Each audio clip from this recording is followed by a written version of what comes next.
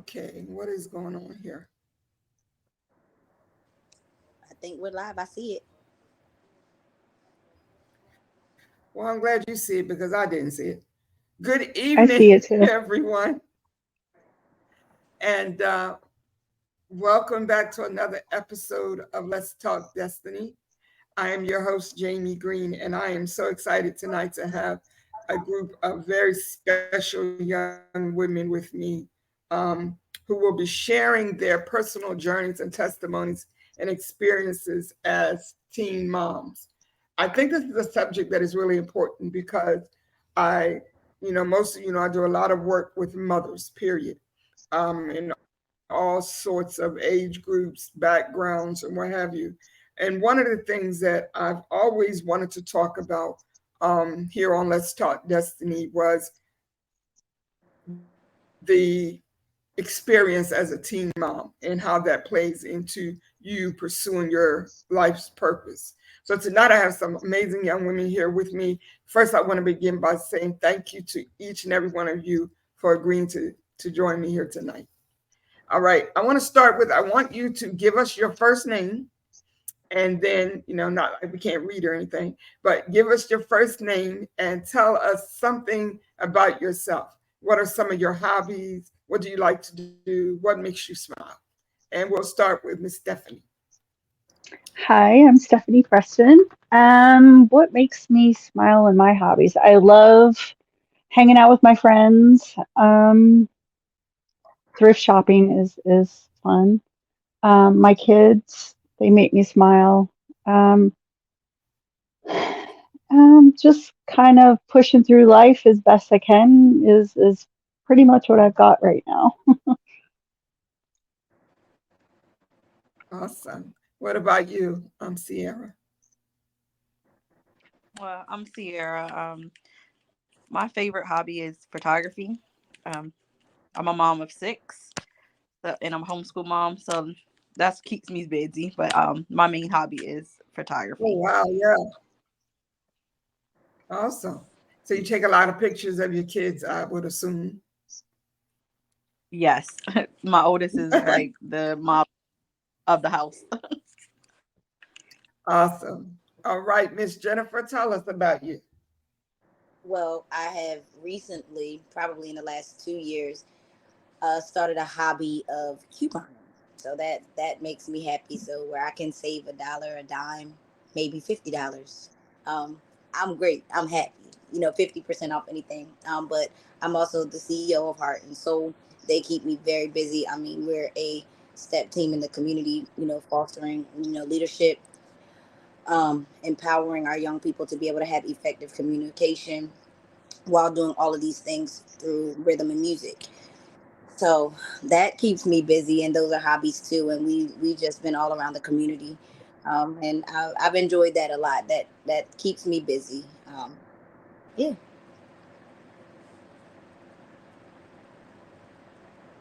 And how about That's you? awesome. I appreciate each of you ladies sharing a piece of yourself. Oh my. Well, my name my name I was is about to Jamie say. and I love to color. Um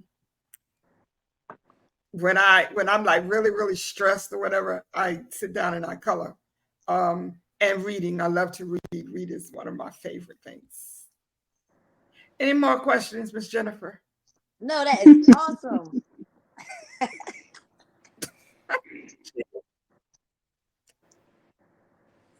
She is too much.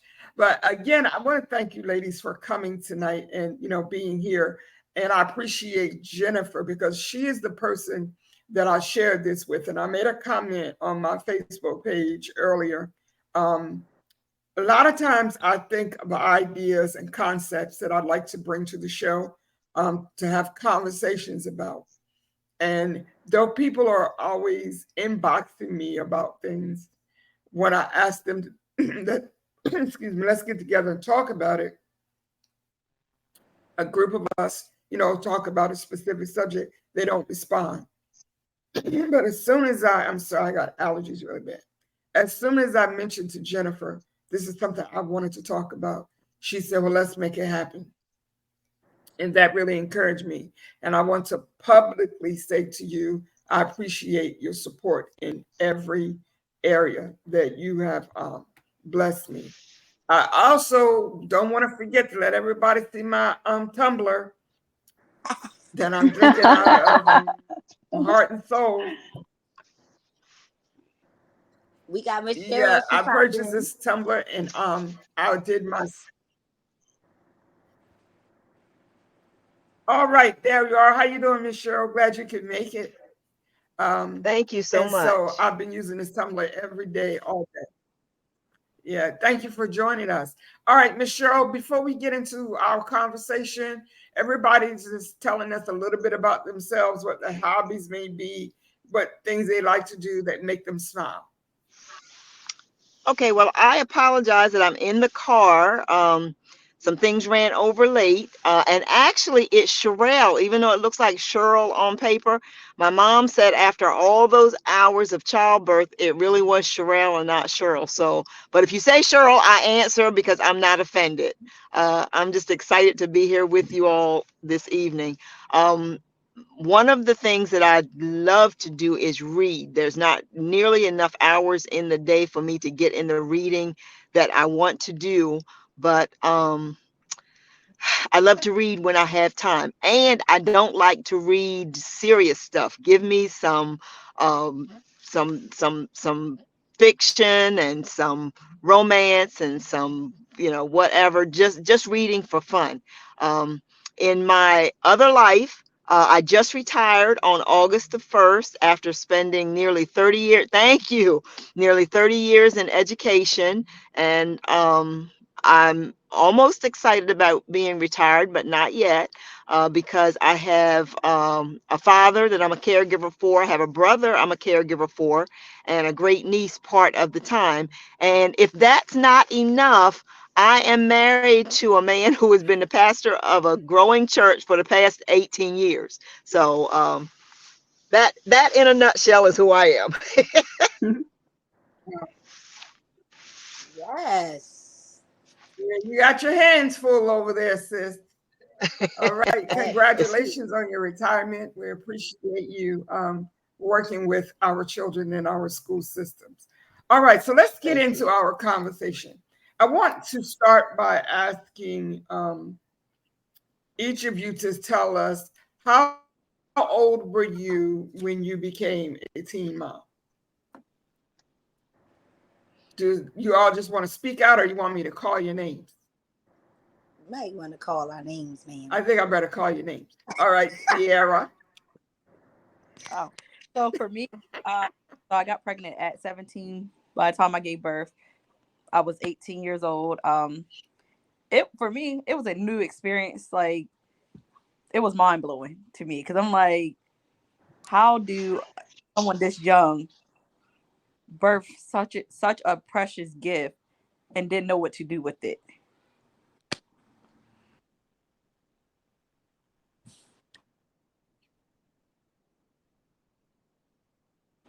Can you hear me? Because I know a lot of young uh, you went out, but we heard about the precious gift and then we lost you. I'm sorry. So that's really spotty where I live. I'm sorry. So I got pregnant That's at okay. 17. I turned 18 when I had my oldest daughter, who is now 14. Um, it was just for me, it was mind blowing because I didn't know so like. Of course, you hear about it in school and you hear about it like through the world, like different people, but to actually experience it for yourself, it was mind blowing. I was like, how do my little body produce this?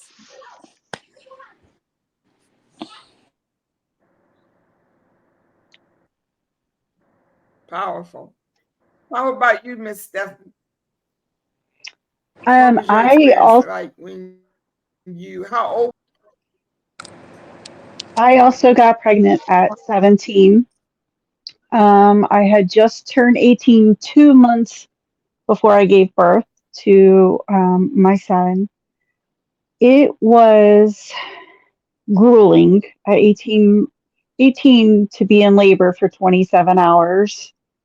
Um, but I mean, I got through it. It was scary. Just knowing that I was responsible for someone else's life and well being at such a young age myself was very, very, very scary. Very scary. I think that responsibility would definitely have to be scary. Um, Yeah. wow, just thinking about now, I'm not just responsible for me, I'm responsible for somebody else as well. Okay, Jennifer, how old were you when you became a teen mom?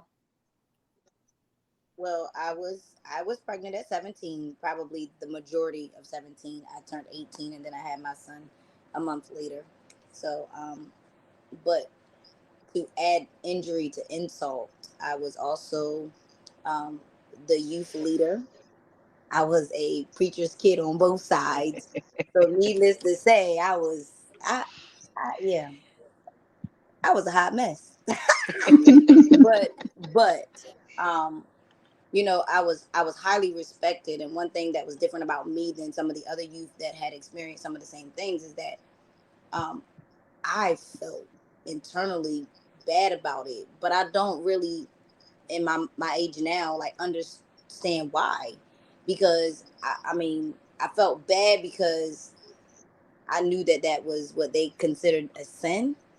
But my pastor um, went against every rule she had and allowed me to do everything because the Holy Spirit spoke to her and said, if you don't keep her engaged in church, you're going to lose her. So everybody got jealous. Everybody got upset because I was already internally and I had already, asked for forgiveness and things of those nature. But I got to do everything that everybody else got to do while carrying my son. And you know who Apostle Johnson is, honey. She didn't play no games. That was definitely an experience as a PK. Like there's an expectation that we, because I'm a PK also. I was both my parents were ministers. The farm animals, everybody, I think, were in ministry some kind of way in my family. Oh, And so when I got pregnant, I wasn't a teen, but I was not married either.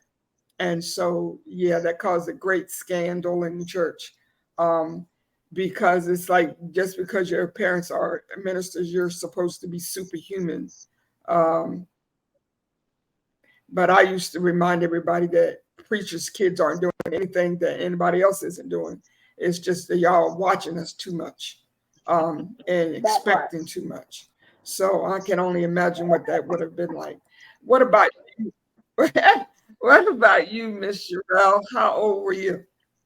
I was 15 when I got pregnant, and my boyfriend at the She time was might can't hear me. 17. Oh, you can hear me? Yes, ma'am. Okay. 15 and he was 17, and here we are 48 years later and we're still together. We got married and we've been married for 35 years. So we beat the odds. We did not become statistics. We beat the odds, but it was not easy. At 15, I was so embarrassed because I had a family member, fortunately, it wasn't my mother or my father, who made me feel like I had disgraced the entire family by getting pregnant at 15. And until she took her last breath at 92, she never forgave me for disgracing the family. So after a while, I had to learn to forgive her and realize that it was more her problem than it was my problem. But she never got over that fact because I was a straight A student. I had skipped 2 grades. I graduated when I was 16. So I was supposed to be this golden child who was perfect. And I tell people I had a lot of book sense, but no common sense. I didn't put two and two together that if I'm having sex, I can get pregnant. She just, she never got over it. We got over it. We got past it. And she just never got over it. But at 15, it was hard. It was hard because I was just so embarrassed.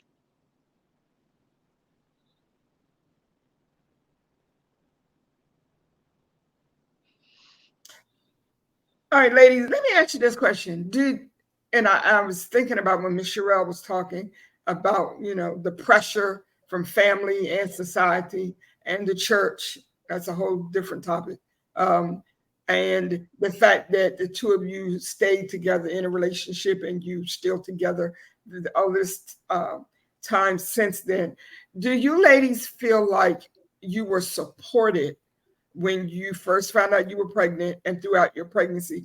Did you have any support from family members, church members, friends, or did you feel like you were going through this whole thing by yourself? Miss Steffi? I had lots of support from my parents. Not at first. I actually did not tell them I was pregnant. My sister did, because I just couldn't. So my sister sat them down and said, Mom, Dad, I got something to tell you. Stephanie's pregnant. Do you have any questions? Um, and that was pretty much how they found out. But once I think the initial shock wore off, um, they were very, very supportive. They told me that, they would support whatever decision I chose to do. And then obviously, once my son was born, he was everything to them, everything to both my parents, because his father was not in the picture at all, none at all. He actually skipped state to avoid child support and everything. So I had lots of family support for sure, and my friends. I mean, everybody. At first, I was a little kind of like, "Oh my God, they're gonna think I sleep around and all this," and they didn't. I mean, they just were like, "You just didn't take precautions not to get pregnant, and now you have a child." So, but I did. I had lots of support from family and friends.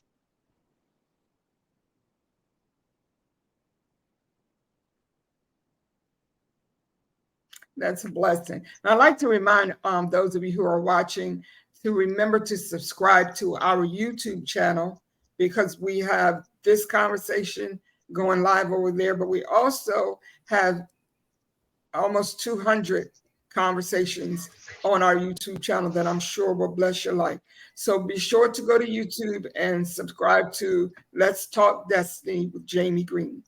And also want to remind you ladies that you can also share this live now on your pages. I did change the setting if you like to. So Jennifer, what type of, I heard you say that your pastor didn't want to sit you down, which was the norm in most holiness churches. Um, like God forbid that anybody would even know that you had had sex without a husband. So let's just stick you in the back of the church until the whole thing is over with. Um, and but I heard you say that they didn't do that with you. In what other ways did you feel supported during your pregnancy? Contrary to belief, mine was the opposite.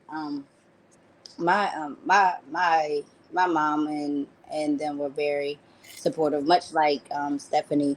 I think after the initial shock, I believe most people want it different because my parents were actually teenage parents as well. So I think they wanted something different from me, but I can recall praying when I was like 7 years old, talking about I want to be just like my mom and dad, and not realizing that your words hold power. That because that was the very first thing that came to mind once it happened. It was like you spoke it, and here we are, you know, and it was both afflicting and humbling in the same moment because again, now it's a journey that they wish different for me that I kind of stowed upon myself. Um, but that was the inflicting part. But then sort of kind of rewarding me because I know because I lived such a sheltered life. Now I was doing a lot of things. Don't get it twisted. Don't get it twisted. There's a whole lot of things I was doing as preacher kids do, but um, but I did live a sheltered life, and I honestly believe that if I was not blessed with my son, who knows what I would be doing, because I really think I would just go into this like rebel stage, and I'm not doing this, I'm not doing this. They done told me I need to do this, and I'm not doing it, because I kind of see that now a little bit. It's like, who are they talking to? They're not talking to me, So I get this. So I feel like I would be much more of a rebel at younger years in my life than I am now. I'm a little more settled. I just know what to rebel against and what not to as an adult. But I was supported by my parents. Yeah. Um, my friends, I was supported a little bit, but it was different because there was two other friends in the church that were the same as teenage parents as well. Um, and again, just in the church, intimacy and sex was just forbidden. So it's not something you could just talk about. So when you got these feelings and these emotions that you engaged in, you really didn't know what to do. Usually, I was just trying to be like everybody else. So they say. I mean, I'm talking a good game the whole time, and I'm not doing anything. But I'm just talking a game. I'm looking up stuff on online because it was like green and black screens then. But I'm looking up stuff trying to figure out how I can talk the latest game with the rest of my friends. And I ain't doing a daggone thing, but I'll talk the good game. I promise you, I did. My friends will tell you, because they believe that I was the first to go, but I was probably the last to go with a first round, and then you're like, boom, there you are. So yeah, that's my story here. That girl is crazy. Oh God. Oh my God, Jennifer. So let me ask you, what was the dream or the vision or the goal that you had in your mind for your life that your teen pregnancy changed um, the trajectory of your life? What would you have done if you did not have that child? Miss Sherelle? Ah, I really did not have to change the trajectory of what I wanted to do. I always wanted to be a teacher, always, because I came from a long line of educators. The one thing that I was not able to do that I wanted to do was to go away to college. I had to stay Okay. and go to college locally. And but I went on to become an educator. I fulfilled the Okay. dreams and the visions that I had for myself. So yeah, it didn't change the trajectory of where I wanted to go.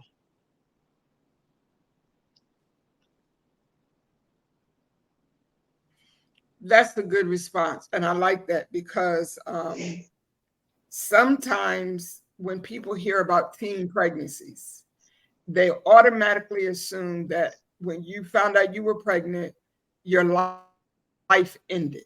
Like that was just it. You had to give up everything. You couldn't pursue any dreams or whatever. And that's one of the things I wanted to make sure that we talked about tonight, that it is challenging and your life is altered, period. Like it is definitely altered, but it is not the end of your journey.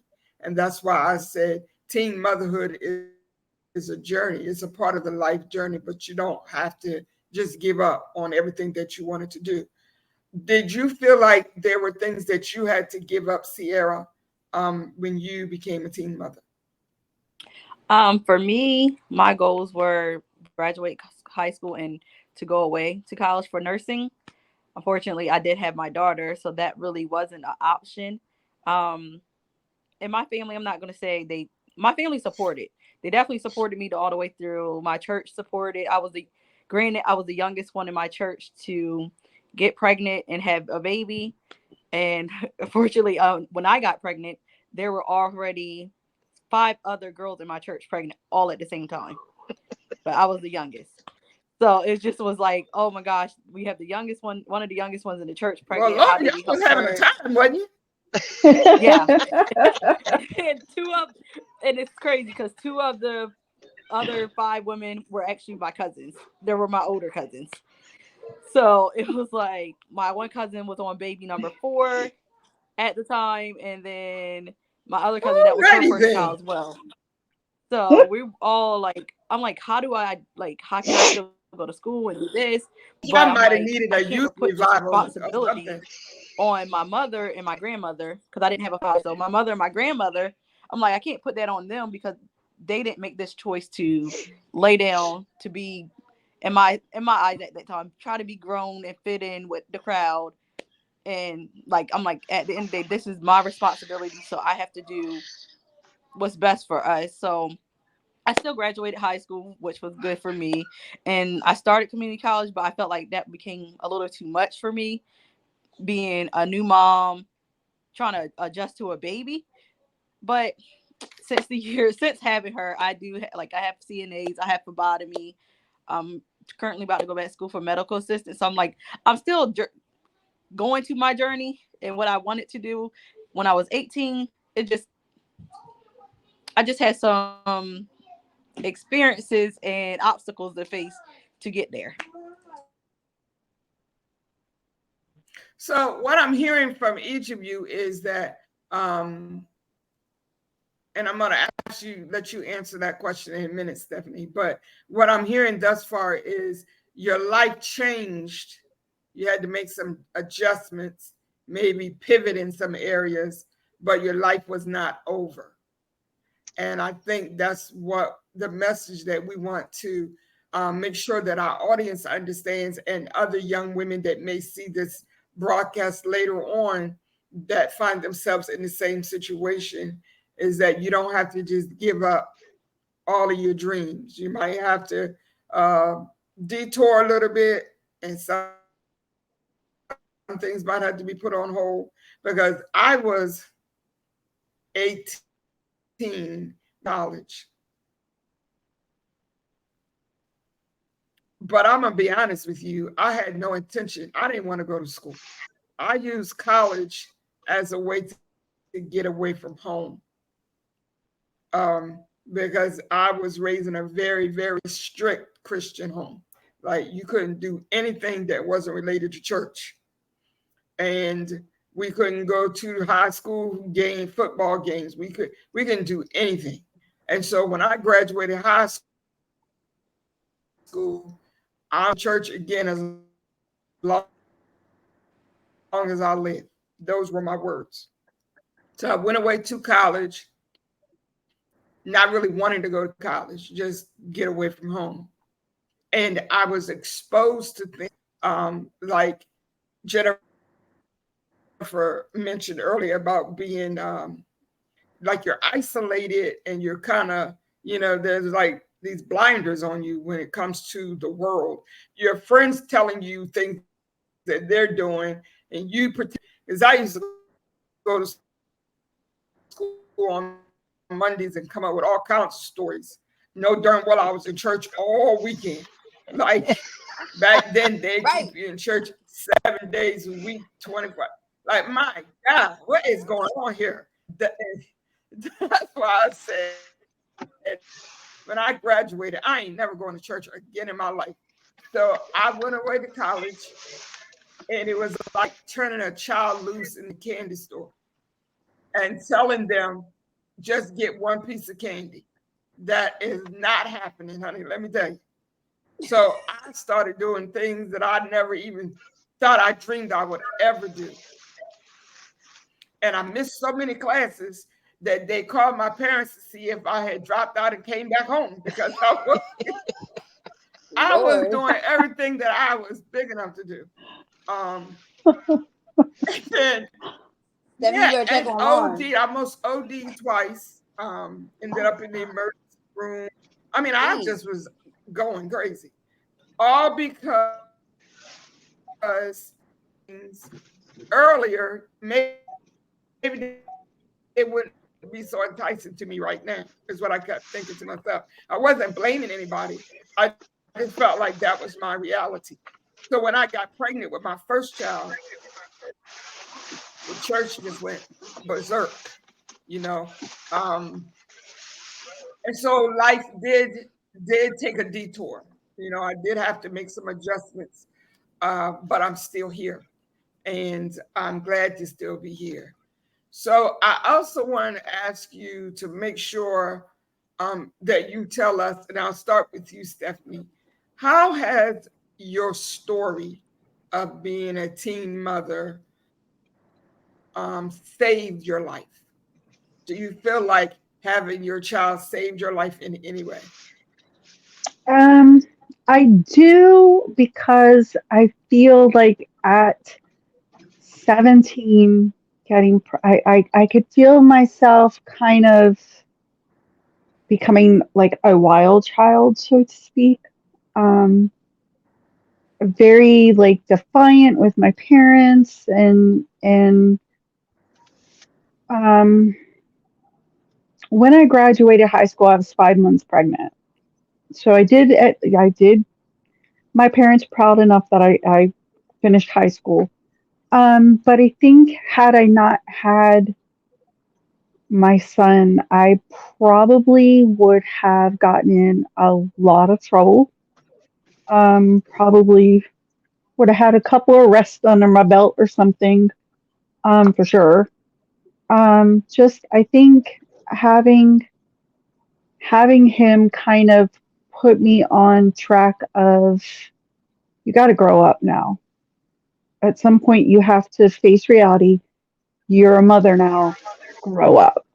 And I think had I not had him, I would have been that wild teenage girl that just once she graduated high school did whatever she wanted to do.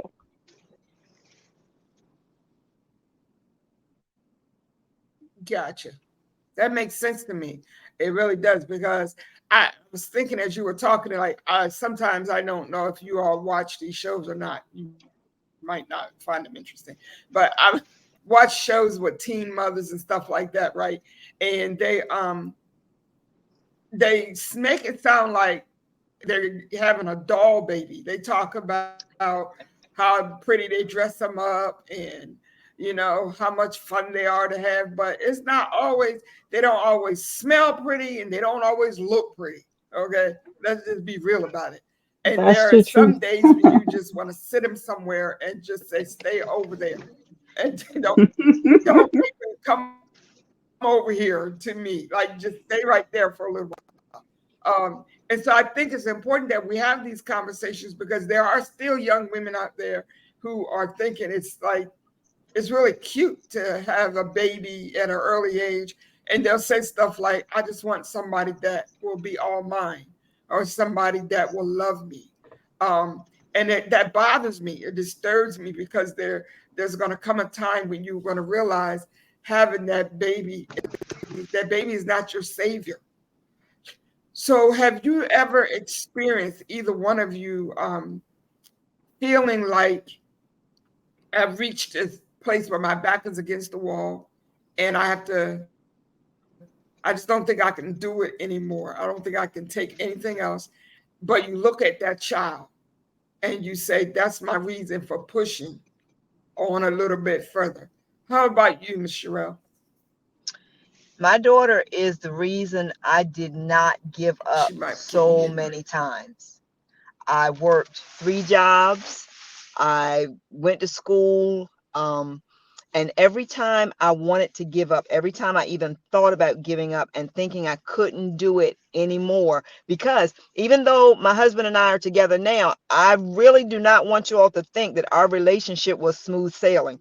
It at 15 and 17, we had not sowed our wild oats except with each other. And there was still a whole lot more living that we both wanted to do. So it took us to come back full circle to get back together. But when my Right. relationship with him was rocky, um, I was having problems in school, problems on my job. I just wanted to give up. I wanted to throw in the towel. And then I would look at my daughter, and the thing that kept me going, I would say to myself, the only way she's going to make it is if I make it. She can't make it if I don't make it. And so I had to make it in order to make sure she made it. Yes. That's powerful. That's powerful. Um, yeah, wow. What about you, Jennifer? Have you ever had those moments that Miss Sherelle was speaking about? Oh, absolutely. More frequent than not. Because the the chastisement from other people was just so great. And again, as you said, living a sheltered life, it's like, how could somebody who says that they love you, or that they support you, and I'm not talking about those that supported me, I'm just talking about just the accusations of the church, you know what I'm talking about, um, that they say these type of hurtful things. I was already struggling between that. Right. I did graduate high school. Prior, I got my diploma. Me and my son received my diploma together, so he's definitely in my diploma with me. But I did graduate, but I was unable to attend college at that point because I wanted to be a mom. Despite I was ready to accept all of the challenges. So again, you being a certain age and you can't work, or when you do work, I was working 3 to 11. He was a 3-month-old baby. So then you get off of work and he wanted to be up. So Yeah. those challenges, you didn't get sleep. I mean, and then he's crying and you don't know why he's crying, and you're doing everything you think he needs to eat, but he don't want to eat. He got gas. I don't know what gas Yes. is. He balled up, and you're like, "What is y'all?" I mean, like literally about to lose my mind, and at night, and not have anybody to like help you Yes. try to figure that stuff out. But you know, you figure it out, from job. And then I pray, can I get a day job? I get a day job, but then you get daycare, and it's like the job I got, everything that I make is going to daycare. Like it's because his dad at the time was still in Right. high school. Right. He was a senior in high school, so he had to finish school. He couldn't work either. So I mean, he did work like a part-time job, but it was just a lot. But um, I recall my stepmom saying to me, she was like, he won't always be little. It won't always be like this. And those were words that I held close to my heart, because now my oldest son will be 21 next month. So it's like now all these little children that I got, they're almost grown.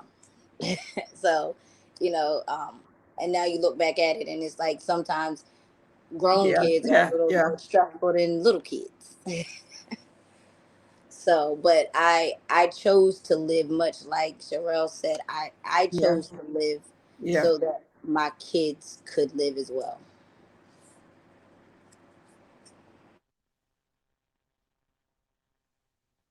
That's awesome. That's a beautiful mindset. Um, do you feel like, and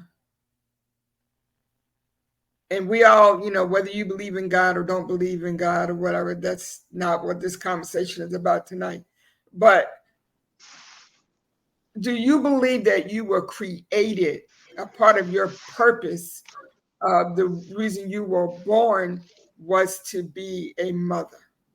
I talk to people a lot about motherhood, and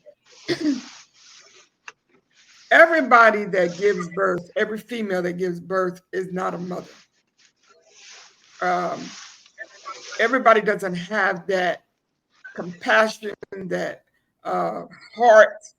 The They just don't, like, some people are just mothers. They're nurturing, they're nourishing, whatever, and everybody doesn't have that. Do you find that having had your child at an early age, do you think it increased your ability to be compassionate and caring and loving to other people? How about you, Sierra? For me, I feel like I've always had that compassion. So, even at like a young age, my goals were to be a nurse from watching my godmother at the time. She was a nurse, and to see how she cared for people, it just like pulled on my heart. Like, this is what I want to do. So I always had that compassion. And then my cousin, like I said, at the time I was pregnant, she already had 3 kids. So I always had, like, I just jumped in and like cut where she needed help. Like, there was times I skipped school so my cousin can go to school. I'm like, I'm younger, it's not going to be a difference if I miss these days. You about to graduate, Okay. I'd rather you go to school and get your graduate, and then you come home and be a mom. I can jump in and I help. So I've had that always in me. But I feel like it was nothing but God to make for me to have kids, because I mean, I was that teen, like, I don't want no kids. I don't got time for kids. Like, I want to live my life. I want to party. Like, I want to do what I want to do. Like, kids ain't was like the farthest thing on my mind. But like now I'm like, I thank God that I have my kids because they're like literally my motivation daily to get up, to do what I need to do for them, to do what I need to do for myself. And it's just like now that even with my kids, like my oldest is 14, I have a lot of kids that gravitate to me, not just me, but my husband as well. Like we have a lot of teens that just gravitate to us. So I'm like, it was our purpose to be parents because not only are we parents to our own kids, we're also kind of parents to these teens that's in this world that God places in our life for whatever reason to get to them where he wants them to be.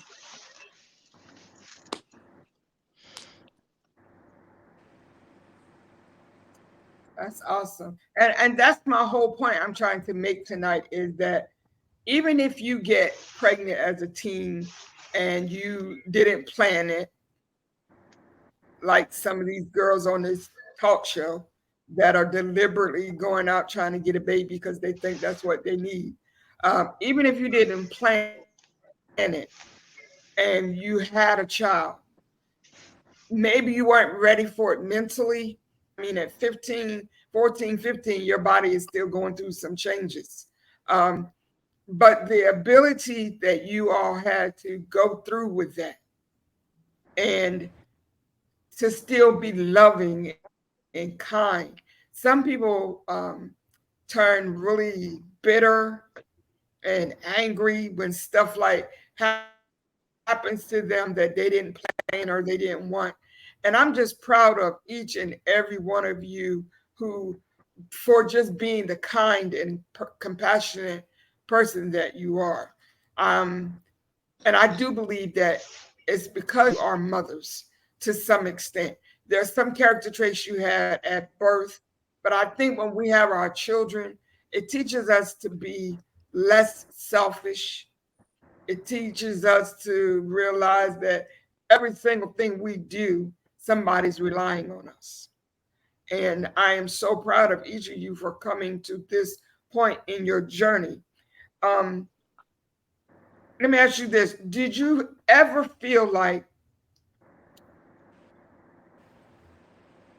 you had a weight of guilt and embarrassment and shame that you could not get rid of? And if so, what did you do to get through that phase of your journey?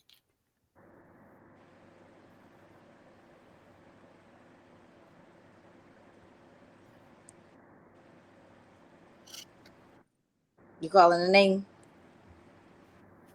Everybody's got delayed. Yeah, Because I say everybody's Miss waiting on a name Sherelle. call. You're supposed to call a name, You didn't ma'am. hear me. We established Oh, this in okay, the okay. beginning. I said Sherelle. We I'm didn't sorry. hear You must have you. been delayed. I'm I sorry. did. I'm I sorry. said Sherelle. Forgive me. Okay, okay. Well, yeah, I spoke Okay. about the embarrassment, briefly, the embarrassment, the shame, and the guilt. And it was only by the grace of God that I was able to overcome it. I grew up in the United Methodist Church. And when I got in my 20s, now keep in mind, by that time, my daughter was at least 5 years old.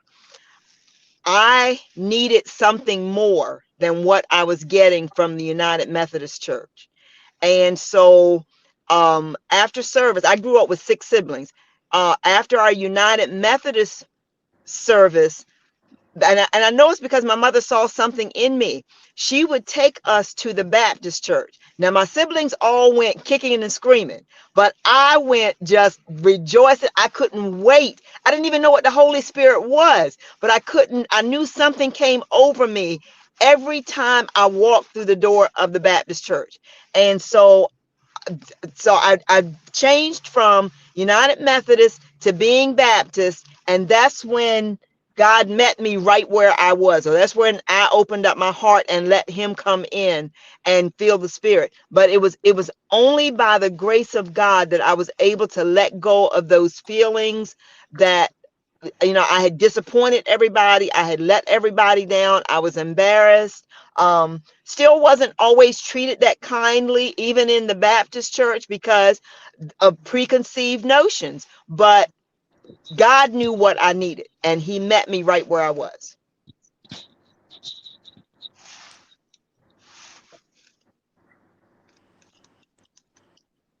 That's powerful.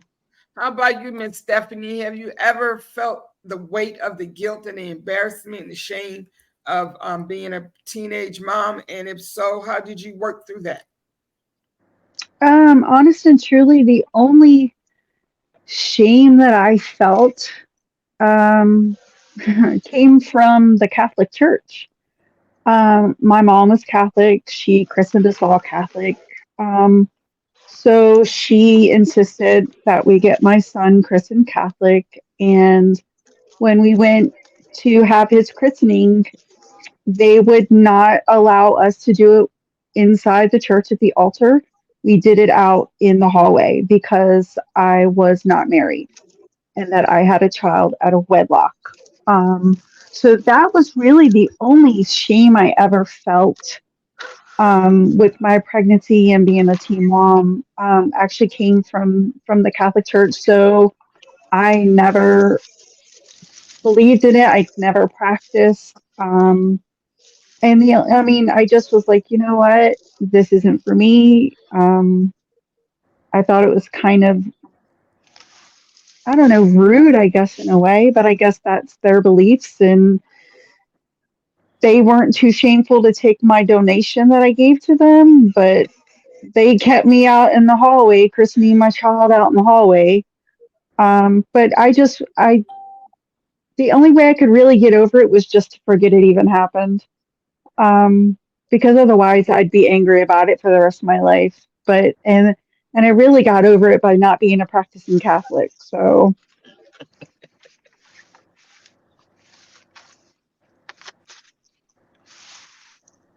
And that's amazing. I'm glad you shared that because I talk about this all the time. The religiosity versus relationship with the creator is two different things. And too often in our religious organizations, we're operating from a place of judgment that we don't have the authority to operate from. And while we're saying out of one side of our mouth, God loves you, God wants you, God created you, God, we're saying that out of one side of our mouths, but out of the other side, we're condemning people we look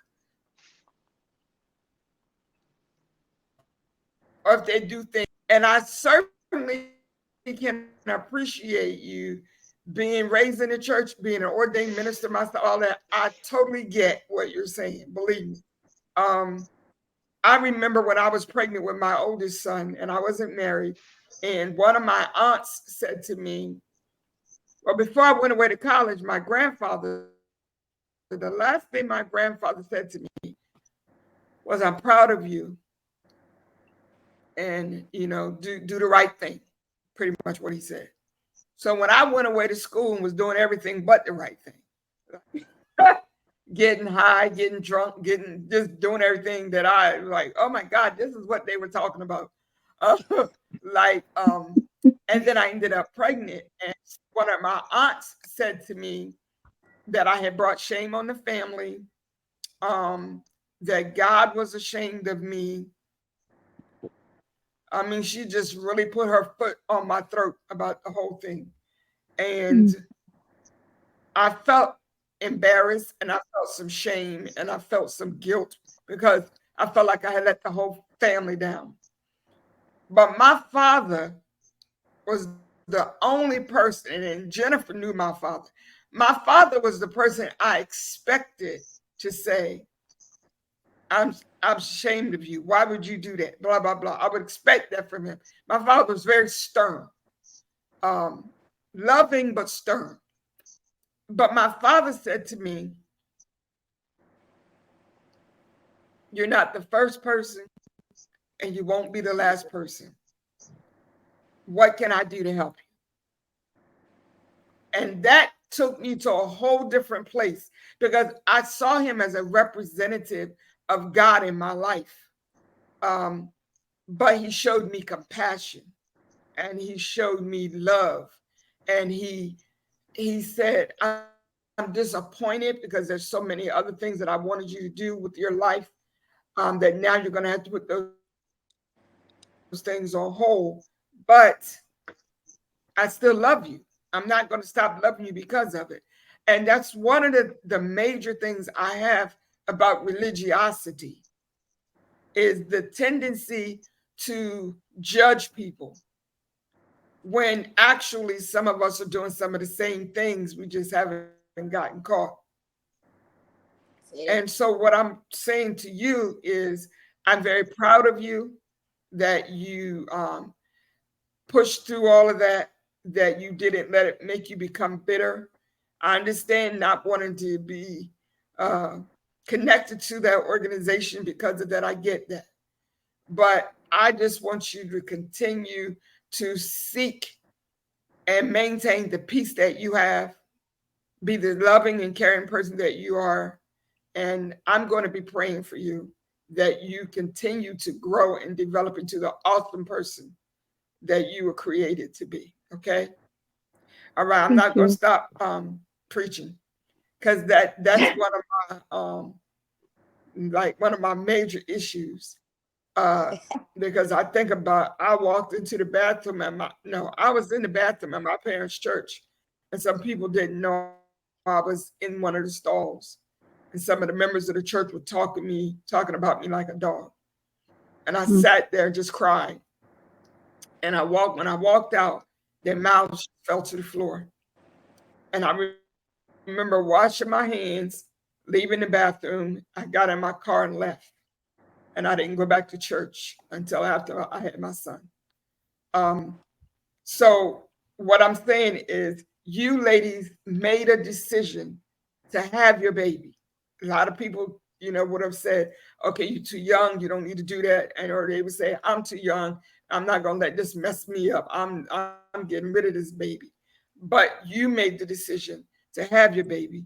You showed love to those who maybe didn't love you the way that you felt like you should be loved. And I just want to publicly salute you for that because I'm just amazed at the strength that you ladies have to push you, take you to this point. Um,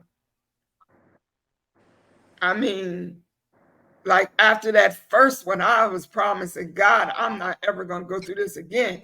This is horrible. Like, if you let me live through this labor and delivery, you ain't got to worry about me no more. Holy Jesus. And then I remember going to the doctor. I was, toward the end, you have to go like every week. And I was there for my weekly checkup, right? And he says to me, how's Miss Green doing today? And I said, Miss Green is sick of coming in here. That's how Miss Green is. I mean, I was just so agitated by the end of this pregnancy. And he said, okay, we're going to take care of that. He broke my water and he said, now go on over to the hospital. We're going to have a baby today. Mm.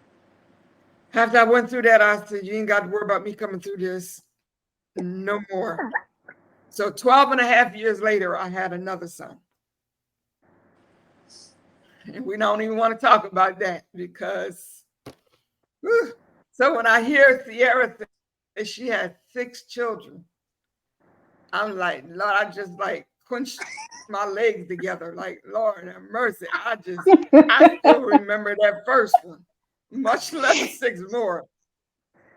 Yeah, but I'm so proud of you ladies. I really am. Is there anything that either one of you would like to share as we're getting ready to close out that you think will help somebody else that may be in the same position? Or maybe they've gone through it, but they're not responding, like they're really depressed or overwhelmed, whatever the case may be. What is one thing that each of you would tell another young mother that you think would help her to get through to the next level? Well, I Oh have my something goodness. I want to.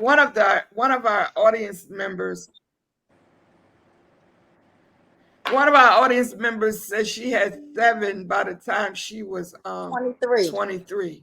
Cool it. Bless your heart, Just child. shoot me, somebody. Just shoot me. Oh my God. Yeah, she said she had 7 by the time she was 23. Lordy, Mm. Lordy, Lordy. Bless you, Miss Loretta. That is too funny. All right. Miss Go ahead, Cheryl was Miss talking. Sherelle. I apologize for interrupting you. Oh no, that was worth sharing. Before any of us responded to your question, um, about basically words of encouragement, I wanted to say something to you. I commend you for coming out of that bathroom stall with your head held high, washing your hands, and then walking away. Do you know how many of us would have stayed there and suffered in silence and waited until the bathroom was clear and never let on to anybody that their words had been heard? So I commend you. I mean, that took great strength and great courage. And I'm so glad you took that path instead of taking the cowardly path and staying in the stall. Amen. Yep. Get your Thank you. tissue. I appreciate Get that. your I tissue. appreciate that. I really do.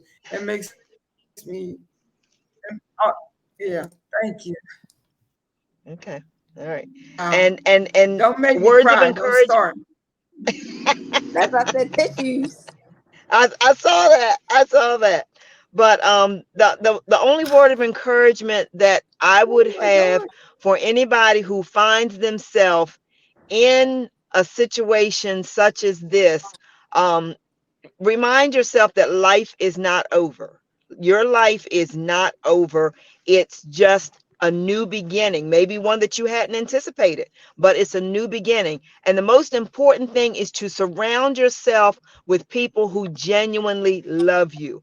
Let the haters go, let the fake people go, the people who talk about you. Don't feed into that. Don't put all your business on Facebook. Everybody doesn't need to know everything that's going on in your life. Find yourself a support system, not people who are going to say yes to everything that you ask of them, but people who genuinely care about you. Surround yourself with love.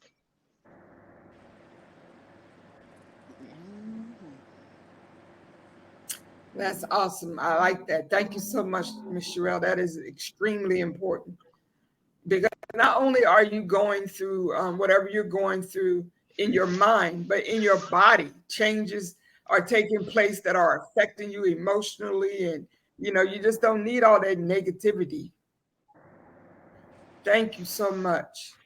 Any words of encouragement, Miss Stephanie? We're gonna let Jennifer close us out. I would just say be patient. It does get better at times. Of course, you're going to have rough patches. It does get better. And cherish every moment. Just cherish every moment with your child. Sorry, because one day they might not be here, and that's a whole nother story. But just cherish every moment and have patience. Just have patience that it will get better. It's hard in the beginning, but it will get better.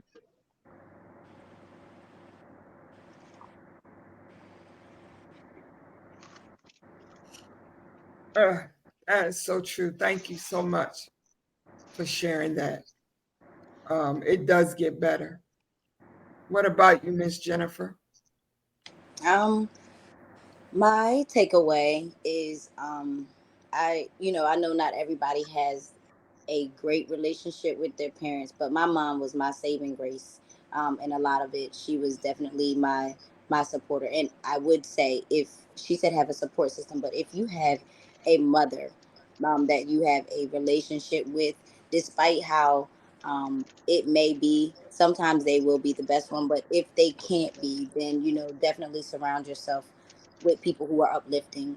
I was fortunate enough to have a church where our church youth leaders, those people who were over our youth, they were very, very supportive of what we did.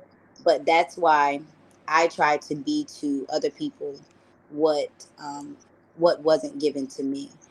Also understanding um, that sometimes we have to see past, you know, what our current circumstance is. But people who are really for us, you will see them in times when you're down. So when you're down and out, those people who really love you, that are really supportive of you, may not agree with you, you may not like everything they say, but you will see their support in ways that you can never imagine. And those are the people that you need to cling to get you through those times. And that's just where we're at today. You know, I was a teenage mom, you know, and although I'm edging 40, you know, life took an ultimate turn for me, and that what made me a CEO. I didn't get to answer that question about do I feel like I'm a mother, but me being a mother, I too also have always felt the motherly love that I would give to people genuinely. But when I became a mom, I understood what it means to love people outside of myself and to actually give that God given love that becomes unconditional. Because when I give my love to students, because I was in education for 12 years as well, you know, and I still work with students for our STEP team. And Stephanie's son was a part of it. Her daughter was a part of it. She can attest to it. I treat every one of those kids, every single one of them, like they are my own. I tell them as soon as they get there, I am the mother. Everybody who works with me is your auntie, and everybody on this team is your brother and sister. And that's how we raise it, because I still believe that it takes a village, and you need to understand that you have to get you a village. It still takes a village to raise a child. It still takes a village to raise some of us. But, you know, the encouragement is to get you a village that will love you and your children the way that you love your children. So that's my encouragement, my takeaway. And just know that as just like a seed is planted in darkness, there will be an extensive period of time where you have to be alone so that you can become rooted and grounded in your own thoughts and who you are. And when you're a kid, the right people will water you, they will nurture you, and they will make sure that you grow. I love that. That's powerful. I appreciate you ladies so much more than I even know how to verbalize to you. And I want to conclude this conversation tonight by saying to each one of you that your lives um, and your stories tonight are releasing help and healing for other people. Your story carries a unique value that nobody else has. Each one of you individually has a story that will change a life, that you may never even meet that person. But because you shared your story tonight, because you were brave enough, courageous enough, caring enough, and loving enough to share your story, somebody's life has changed. And so I want to thank you for joining me tonight here on Let's Talk Destiny. And hopefully we'll talk again soon. Thank All you for right. Thank you having for me. having us. Thank you. Good night. I love you. Bye bye. Good night. Good Love you night. too.